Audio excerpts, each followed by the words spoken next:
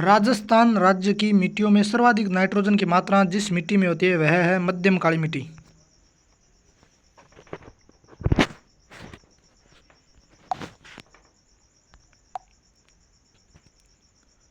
निम्न में से असत्य कथन को पहचानिए। सीकर जिले के नीम का थाना तहसील में पीथमपुरी नामक स्थान पर केवल एक ही झील है, सही कथन है। पिछोला झील में 2 टापू है, सही कथन है।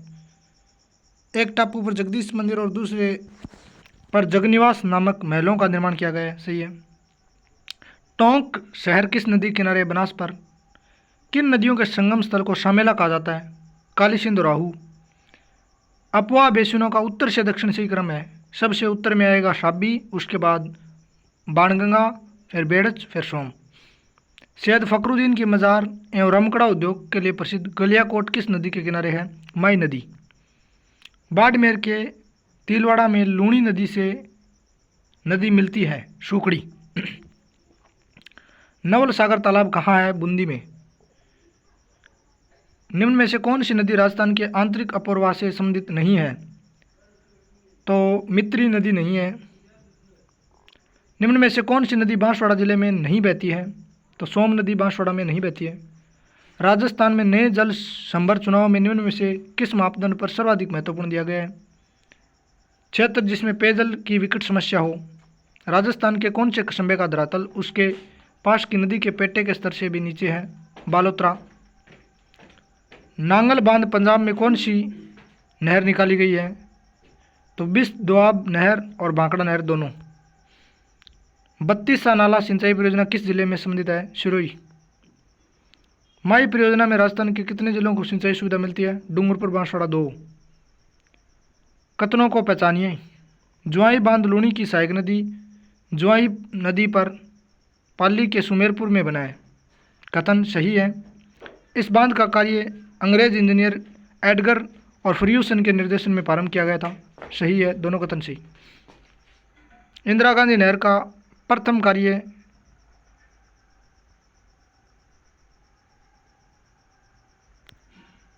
इंदिरा गांधी नहर परियोजना का प्रथम भाग जो कि राजस्थान फीडर कहलाता है की लंबाई कितनी है?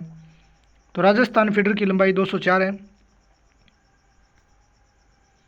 राजस्थान में चंबल नदी पर बनाया गया पहला बांध कौन सा था? कोटा बिराज। कोटा बिराज 1960 में बना। गांधी सागर 1960 में बना। जवाहर सागर 1972 में। राणा प्रताप सागर 1970 में। इंदिरा गांधी नहर की 4 उपशाखाओं में कौन सी उपशाखा नहीं है?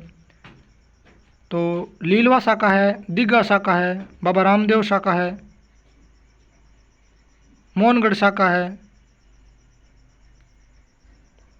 रावी व्यास नदी जल विवाद का हल करने के लिए किस आयोग का गठन किया गया जो राजस्थान में रावी व्यास के जल को प्राप्त होंगे?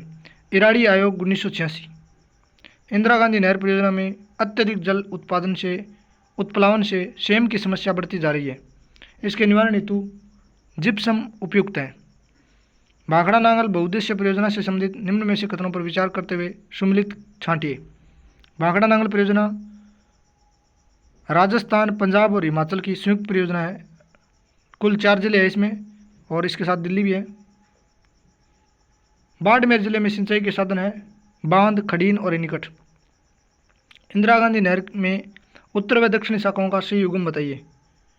तो सबसे उत्तरी शाखा है राउतसर, दक्षिणी शाखा है सागरमल गोपा शाखा। उत्तरी और दक्षिणी लिफ्ट नहर का सही क्रम बताइए। उत्तरी है गंदेली सावा लिफ्ट नहर और दक्षिणी है पोखरण लिफ्ट नहर। इंदिरा गांधी मुख्य नहर किन जिलों के वर्ग से गुजरती है? गंगानार, मानगढ़, बीकानेर। इंदिरा गांधी नहर परियोजना हेतु किसका गठन किया गया? विश्व की प्रथम वन सेना। किस दिनांक को इंदिरा गांधी नहर परियोजना की 6 लिफ्टों का नामकरण महापुरुषों के नाम पर किया गया? 12 सितंबर 2003 को। इंदिरा गांधी नहर परियोजना में 1 जनवरी 1987 का दिन महत्वपूर्ण है क्योंकि इस दिन अंतिम छोर तक पानी छोड़ा गया था। इंदिरा गांधी नहर क्षेत्र में भूमि की क्षारीयता को दूर करने के उपाय है जिप्सम व चूने का उपयोग करके। इंदिरा गांधी नहर की प्रथम शाखा राउतसर शाखा के अलावा शेष सभी शाखाएं नहर के दाईं तरफ निकाली गई है। कारण क्या है? कारण है कि नहर के बाएं भाग के धरातल का नहर के जल स्तर से अपेक्षाकृत अधिक ऊंचा होना। इंदिरा गांधी नहर परियोजना में सर्वाधिक कमांड किस जिलों में है? जैसलमेर और बीकानेर में। कथनों पर विचार कीजिए। इंदिरा गांधी नहर देश की सबसे लंबी नहर है, कथन सही है। नहर द्वारा सिंचित क्षेत्र की प्रमुख समस्या भूमि अपर्दन है, गलत कथन है। निम्न कथनों पर विचार कीजिए। इंदिरा गांधी फीडर की लंबाई, इंदिरा गांधी फीडर की गहराई 6.4 है, कथन सही है।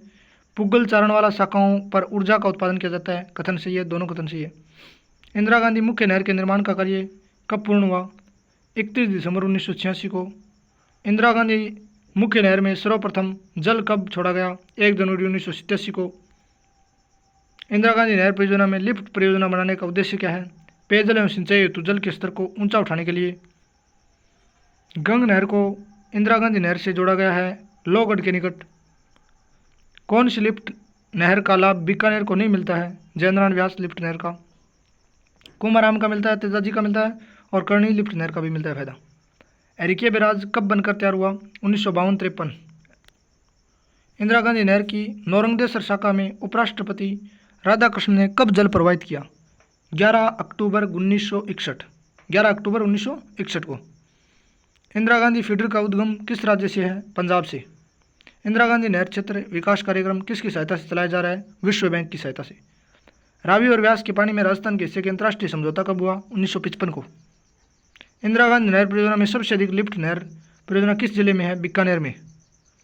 गोशुंडा बांध किस नदी पर निर्मित किया गया है? बेड़च नदी, चित्तौड़गढ़ जिला। सुमिलित नहीं है, तालाब सही धौलपुर में है, गेप सागर डूंगरपुर में है, रामेलाव तालाब सोजत पाली में है। परवन सिंचाई परियोजना का संबंध किस जिले से नहीं है? परवन सिंचाई परियोजना बूंदी जिले के अलावा हाड़ौती के सभी जिलों में है, बूंदी में परवन सिंचाई परियोजना नहीं है। निम्न में से कौन सा जिला अपनी योजना से लाभान्वित नहीं है? गंगानगर नहीं है। माई बजाज परियोजना से लाभान्वित जिला है बांसवाड़ा। राजस्थान में नहरों द्वारा सिंचित क्षेत्र का प्रतिशत कितना है? 29.75। इंदिरा गांधी नहर द्वारा सिंचित क्षेत्र है 16.17 लाख हेक्टेयर। राजस्थान में उपलब्ध जल के अधिकतम संग्रहण, उपलब्ध जल का न्यायोचित उपयोग करने के परिप्रेक्ष्य में राजीव गांधी जल संचय योजना की शुरुआत कब हुई? 20 अगस्त 2019 को। राजस्थान के 27 जिलों के 137 सिंचाई परियोजनाओं में पुनर्वास और नवीनीकरण के लिए राजस्थान जल क्षेत्र आजीविका सुधार परियोजना को अंतर्राष्ट्रीय एजेंसी द्वारा ऋण प्रदान किया जा रहा है, जो 8 वर्ष के लिए दी जाएगा, Japan International Corporation Agency JICA द्वारा। काली सिंध नदी पर स्थित नवनेरा बैराज राज्य के किस जिले में स्थित है? कोट्टा में। नवनेरा बैराज कोट्टा में।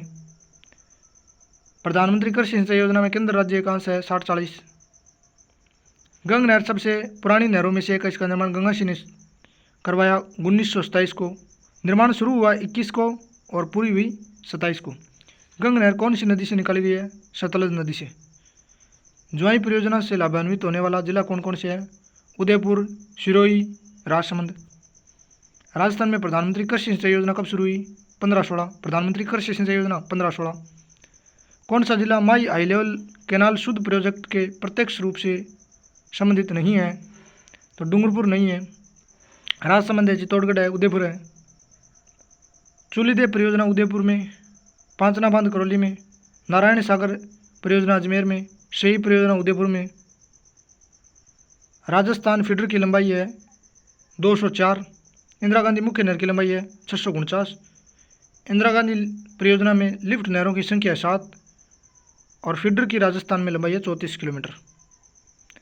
मुहाने से उद्गम की ओर इन चंबल नदी पर स्थित बांधों का सही क्रम बताइए। मुहाने पर सबसे अंत में कोटा बैराज, उसके बाद जवाहर सागर, उसके बाद राणा प्रताप सागर, उसके बाद गांधी सागर। चंबल परियोजना राजस्थान मध्य प्रदेश की है। माई सागर परियोजना राजस्थान गुजरात की है। व्यास परियोजना पंजाब हरियाणा राजस्थान।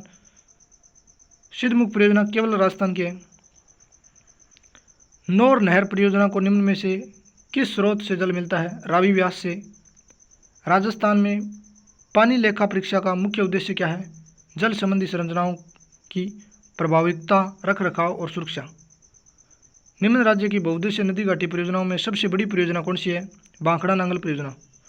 इंदिरा गांधी नहर के पूर्ण होने पर राजस्थान के कितने क्षेत्र में इनके द्वारा सिंचाई का लाभ प्राप्त हो सकेगा? 19.65 लाख हेक्टेयर। ड्रिप सिंचाई प्रणाली, माइक्रो सिंचाई प्रणाली में पाइपलाइनों द्वारा सीधे ही जड़ों में पानी पहुंचाया जाता है। यह किस देश की प्रणाली है? इजराइल।